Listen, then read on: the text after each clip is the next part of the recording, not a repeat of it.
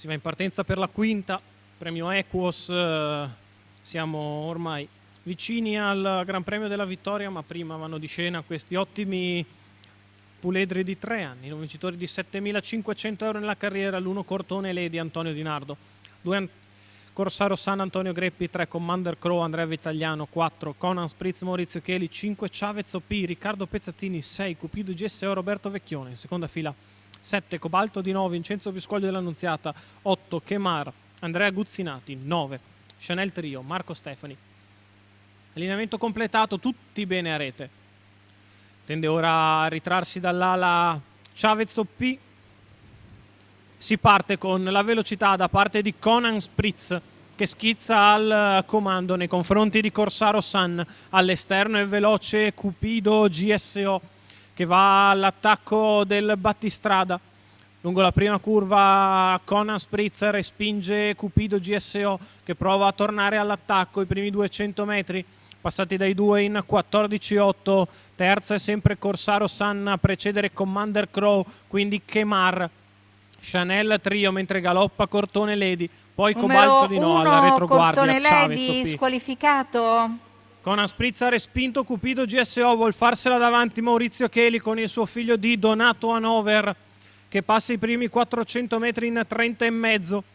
Lungo la curva di sinistra è in vantaggio mentre risale all'esterno Kemar che si è scoperto dalla quarta posizione. Si trascina Chanel Trio e Cobalto Di No. 47 i primi 600 metri di corsa, si viene al passaggio davanti alle tribune con Conan Spritz che si è permesso 600 comodi, ora allunga ovviamente per farla pesare a Kemar che è scoperto all'esterno. Cupido GSO secondo alla corda, 1-2-7 per gli 800 metri iniziali, una frazione in 32,2 di tutto comodo. Si piega un po' nelle curve Kemar, galoppa Cupido GSO, numero 6 Conan Spritz Cupido in vantaggio GSO, nei confronti di Kemar, poi Chanel Trio, ancora Corsaro San e Cobalto Di No. Il battistrada passa il chilometro in 1,18,4, prova la fuga nei confronti di Kemar che torna aggressivo al largo mentre ha problemi Chanel Trio che crea un po' di impaccio a Cobalto Di No. Dibattito aperto ora tra Conan Spritz e Kemar, 15,2 la dritti là, 1,33,6 tre quarti di miglio. Conan Spritz allunga, Kemar è richiesto al largo per stargli a tiro. Cobalto Di No che si avvicina minacciosamente così come fa Chanel Trio, aperta in terza ruota, l'ultima curva passata ancora in 15. Conan Spritz in vantaggio nei confronti di Kemar che va all'attacco. Conan che si difende, Kemar che insiste, prova a fare l'arrivo Cobalto Di No, ma Conan Spritz si difende da Kemar fino in fondo. Conan Spritz che vince nei confronti di Kemar per il terzo, Cobalto Di No su Chanel Trio.